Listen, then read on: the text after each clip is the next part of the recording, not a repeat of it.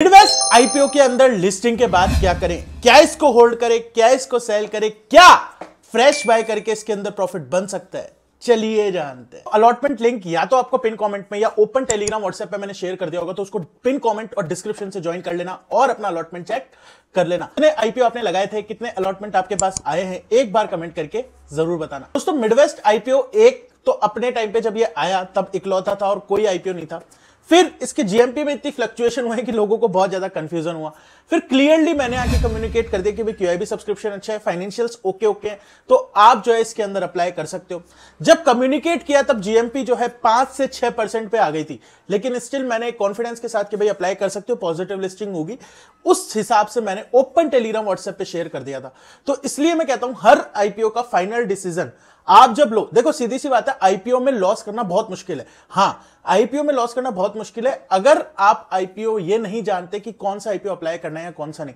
आंख बंद करके सभी आईपीओ में लगाते जाओगे तो फिर इवेंचुअली किसी ना किसी आईपीओ में लॉस हो ही जाएगा। लेकिन अगर थोड़ा सा भी अच्छा सब्सक्रिप्शन, डिसेंट फाइनेंशियल्स देख के, थोड़ा सा साइज वगैरह देख के आप अगर लगाओगे तो आपका लॉस का चांसेस कम हो जाते हैं। और फाइनल डिसीजन हर आईपीओ का मैं अपडेट कर देता हूं, तो ओपन टेलीग्राम व्हाट्सएप ज्वाइन करके रख लो। अब यार ये मिडवेस्ट आईपीओ के अंदर सडनली हुआ क्या था कि मतलब पहले जीएमपी चल रही थी 12-15%, चलो ठीक है थोड़ी कम थी बट स्केल ऐसी थी कि अपन लगा सकते थे।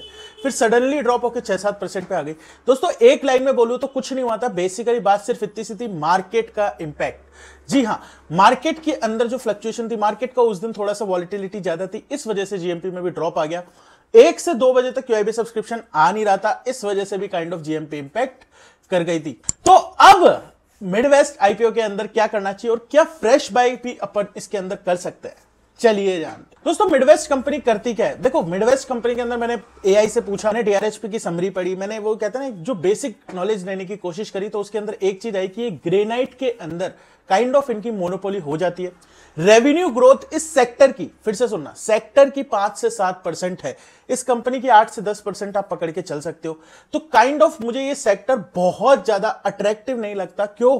क्योंकि जब भी सेक्टोरल ग्रोथ ही अगर 5-7% पे कैप होती है, जो कि अपनी जीडीपी के बराबर समझ सकते हो, तो काइंड ऑफ उस कंपनी में इन्वेस्ट करना इस तरीके का होता है कि आप एक तरीके से इंडेक्स में इन्वेस्ट करते हो कि मैक्सिमम आप 10-12% की शेयर ग्रोथ एक साल में एक्सपेक्ट कर सकते हो। और इसी तरीके की ग्रोथ इसके फाइनेंशियल्स में रही है। 2025 की बात नहीं कर रहा, वहां पर मैं आपको हमेशा कहता हूं रीसेंट फाइनेंशियल्स को हटा के देखा करो, क्योंकि वो हमेशा चमकाए हुए होते हैं। क्योंकि मैं इस फील्ड से हूं, फाइनेंशियल्स की फील्ड से हूं, क्योंकि हम लोग आर्टिकलशिप करके आए हैं, तो हम लोगों को एक चीज पता है कि फाइनेंशियल्स को मैनिपुलेट करना कोई बहुत बड़ी बात नहीं है। मैं ये नहीं कह रहा कि इस कंपनी में हुआ है, बट अपन को हमेशा रीसेंट फाइनेंशियल्स छोड़ के पहले के फाइनेंशियल्स देखने चाहिए। वहां पर जो है इसकी फ्लैट से 5 to 7% रेवेन्यू ग्रोथ रही है, 600 करोड़ के आसपास ही रहता है, और प्रॉफिट आफ्टर टैक्स में भी कोई खास ग्रोथ नहीं है। अब बात यह आ जाती है, चलो ग्रोथ नहीं है कोई बात नहीं, वैल्यूएशन सस्ते छोड़े, वैल्यूएशंस के अंदर इसका प्राइस टू अर्निंग रेशियो 39 के आसपास निकल के आया। अभी कम है या ज्यादा है? जो इसका पीयर है, इकलौता पीयर जो इन्होंने दिया है, जो लिस्टेड है, वो है पोकरना लिमिटेड, जिसका पी रेशियो केवल 13 है। अगर वैल्यूएशन टर्म्स में बोलूं तो 3 टाइम्स महंगी आ रही है अगर इसके पीयर से कंपेयर करें।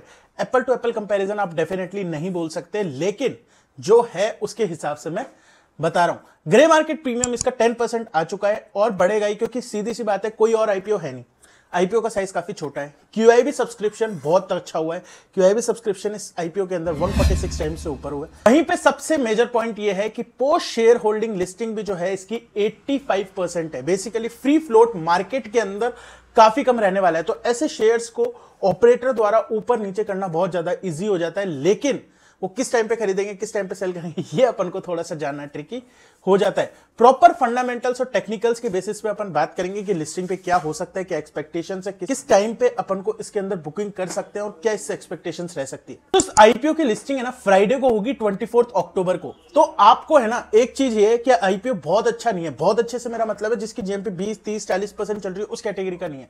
तो इसलिए ओपन टेलीग्राम व्हाट्सएप को ज्वाइन कर लेना। आज मैं वीडियो बना रहा हूं मंडे को, इसकी लिस्टिंग होगी फ्राइडे को, तो इसके बीच में मार्केट का जो भी मूवमेंट रहता है, जो भी फ्लक्चुएशंस रहती है, उसके अकॉर्डिंग जो भी चेंजेस होते हैं वो मैं अपडेट कर देता हूं। एग्जांपल के लिए मैं आपको बताऊं, मैंने एलजी इलेक्ट्रॉनिक्स आईपीओ के अंदर फ्री के अंदर ही सेल दे दिया था, जैसे कि आपको पता होगा 1710 के आसपास हम लोगों ने एग्जिट ले ली थी, और जो थोड़ा बहुत था उसके अंदर जो थोड़ा रिस्क ले सकते थे उनको एक टारगेट और स्टॉप लॉस भी दे दिया था। तो ये एक फायदा हो जाता है, अपडेटेड लिस्टिंग स्ट्रेटेजी आपको मिल जाती है। तो ओपन टेलीग्राम और व्हाट्सएप पिन कमेंट और डिस्क्रिप्शन से आप ज्वाइन करके रख लेना। मिडवेस्ट आईपीओ के अंदर आपको क्या करना चाहिए, देखो इसका प्राइस बैंड है 1065 रुपीज का।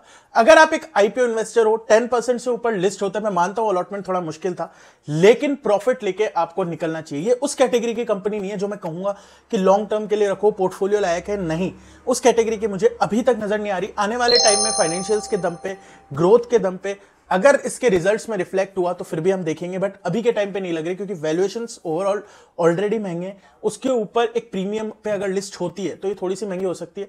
ये मैं आपको जरूर कहूंगा कि हो सकता है ऑपरेटर्स इसके साथ ले जाए कि भाई इसको ऊपर ले जाए, जो भी करना है करे, लेकिन फंडामेंटल्स वाइज इसको होल्ड करने का नहीं बनता फॉर आईपीओ इन्वेस्टर, क्योंकि वो रिस्क नहीं ले सकता, उसको एक प्रॉफिट मिल रहा है तो उसको एक एग्जिट ले लेनी चाहिए। अमाउंट के टर्म्स में बताऊं, 1065 का इसका प्राइस बैंड है। अगर ये 1200 के आसपास लिस्ट होता है, इसके ऊपर लिस्ट होता है, तो आई थिंक आपको एग्जिट ले लेनी चाहिए। वहीं से शॉर्ट से लॉन्ग टर्म इन्वेस्टर हो जो थोड़ा सा रिस्क ले सकता है कि हाँ यार उत्कर्ष कोई बात नहीं, 5-10% प्रॉफिट होगा, बट हम रिस्क लेने को तैयार हैं, तब उनके लिए स्ट्रेटजी ये हो जाती है कि 1200-1250 के टारगेट्स वो रख सकते हैं। 1065 का इसका प्राइस बैंड है, तो 1100 का स्टॉप लॉस हो जाता है, टारगेट उनके लिए 1200 और 1250 का हो जाएगा।